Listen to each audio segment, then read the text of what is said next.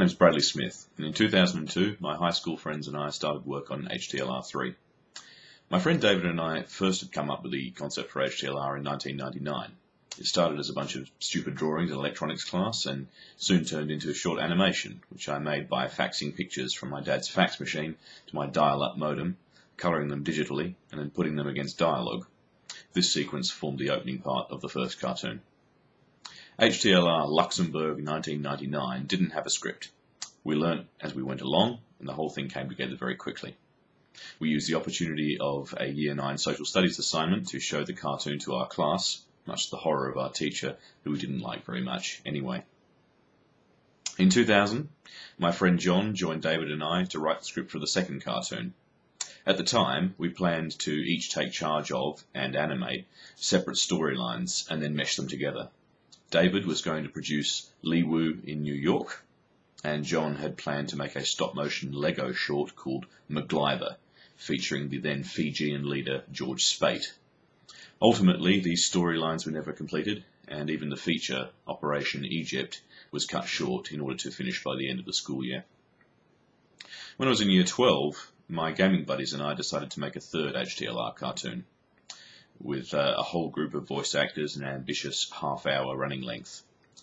The script was detailed, the prep work was thorough, but the tedious task of lip-syncing a half-hour cartoon, combined with the distraction of end-of-year exams, meant that I was still working on HTLR III in my first semester of university.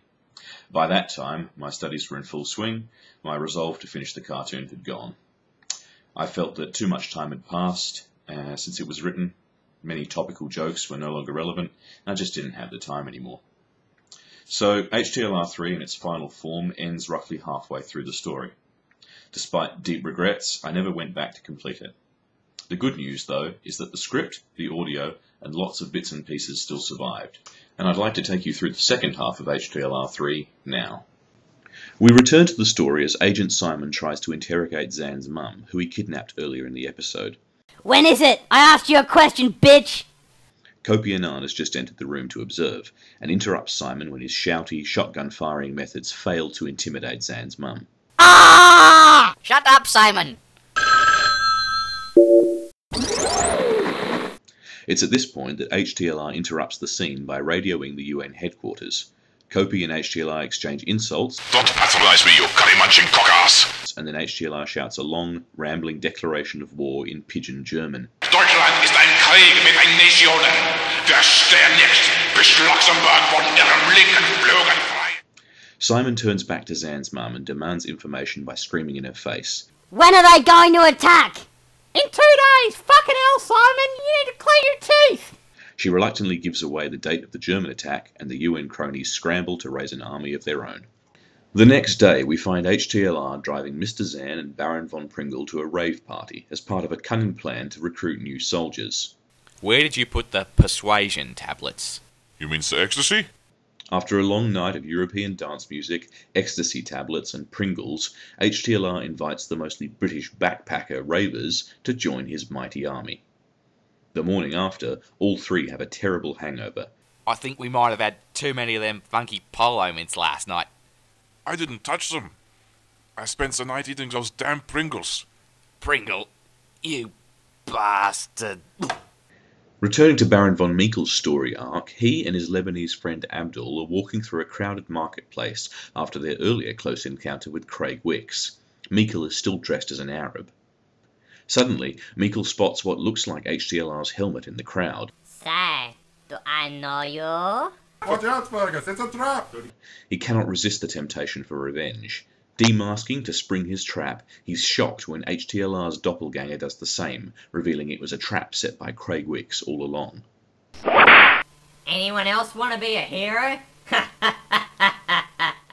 HTLR is inspecting his army and its new recruits. Pringle, what do you call this? A dignified box. Take it away. Oh, great. Taking his position at the podium, he delivers a pep talk and hands control over to Mr. Zan to begin the offensive. The soldiers' cheers are interrupted by the groan of UN tanks as their forces roll in to ambush the Germans. What follows is a bloody battle with heavy casualties on both sides being fought out across the country. In the ensuing chaos, Zan searches the battlefield for his mum. Mom! Mom! Mom! Mom! Zan follows the sound, backing into a figure that resembles his mother from behind. Oh, Mum, you had me worried there for a moment. When the figure turns to face him, Zan is horrified to see that it's Rose Porteous instead. Go bye-bye. Ah! In the meantime, HTLR and Baron von Pringle are hiding out on the top floor of their headquarters. Barricading the doors behind them, they find themselves in a room with a giant cannon facing into the battlefield. Where are we? The cannon room. Are you thinking what I'm thinking?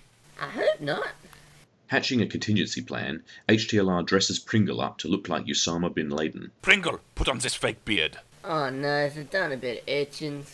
He then loads him into the cannon and fires him into the battlefield. Hold still. Parachuting in, the disguised Baron von Pringle diverts attention from the UN soldiers, who then give chase. Everybody, look, it's UBL. Let's get him, fellers! Pringle runs frantically, leading the UN forces away from the Germans. Back in Lebanon, Craig Wicks is dragging Meikle along the side of the road by a dog leash. But you can't take me back to the Rogue Factory. I don't see anyone stopping me. Do you? But we'll both die on the way there. It's 50 kilometres on foot. When it becomes obvious that they'll never make it back to the factory, Wicks decides to execute Meikle on the spot. You can't do that. You sure like telling me what I can't do, Meikle. Meikle weasels his way out of the situation, suggesting they buy a motorbike. Where the fuck are we going to get a motorbike from? Oh, och. There, over there. Wicks reluctantly agrees and speeds off, tugging Meikle along behind him. Osama bin Pringle makes it to a patch of open ground where a German helicopter arrives to pick him up. Come on, Baron von Pringle, into the helicopter. Ah, fresh biscuits. When the UN forces arrive, they realise he's managed to escape. God damn it, we lost him. Again! Having been able to use a distraction to regroup their forces, the Germans come charging over the hill, led by Mr. Zan. Charge! Having the upper hand, they obliterate the UN forces, forcing the survivors to flee. Well done, Zan. We got rid of them. Victory to Deutschland. HTLR arrives to cheers of victory, which Kopi Annan watches angrily from the UN headquarters. Hip hip. Hooray! Hip hip. Damn you, HTLR! Damn you to hell! Zan's mum tries to cheer him up, and when their eyes meet, they announce their undying love for each other. I think I love you. I love you too, Mr. Annan. Frunchap bursts in, interrupting them. Kopi throws him out, and the pair move to the bedroom to consummate the union. Take me, Kobe, take me!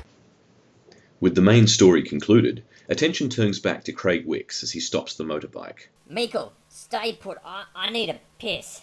Sure thing, sir. Wait a minute. What are you playing at? Nothing, Mr. Wicks. It's just... I've been thinking. Meikle convinces Wicks that he's given up resisting, and tries to use their common passion for cars to woo him over. Have you seen the new Corvette? Have I? I've only got one sitting in my wee driveway back in Scotland. Nah, seriously. No shit. In fact, do you want to see a photo of it? Oh, show me. Betraying him at the last second, Meikle ties Craig Wicks to a power pole, steals the motorbike, and zooms off into the sunset. Later, Wixie. Stop! Come back here! You fucking wanker! Come back here!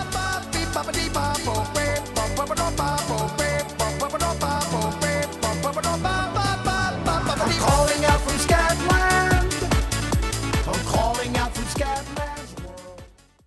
I'm sorry Mr. Annan wasn't here to pay you in person, but he had, something to attend to. I know we lost and everything, but I can honestly say I deserved every dollar. That was a grand effort, Baron von Pringle. What have you to say for yourself? Oh, new puncheons. Closer. Oh, new puncheons. I couldn't have put it better myself. Hey Moss, can I crash at your place? My mum's been gone for a week and I don't have my own key. Sorry, Zan. You're just too weird. Name? Meikle, Fergus, Baron, Destination? Aberdeen. Reason for visit? Escape from slave-driven rug factory. Welcome to Scotland. Here's your CD. Bagpipes, recipe book and imitation sunglasses. There's no place like home.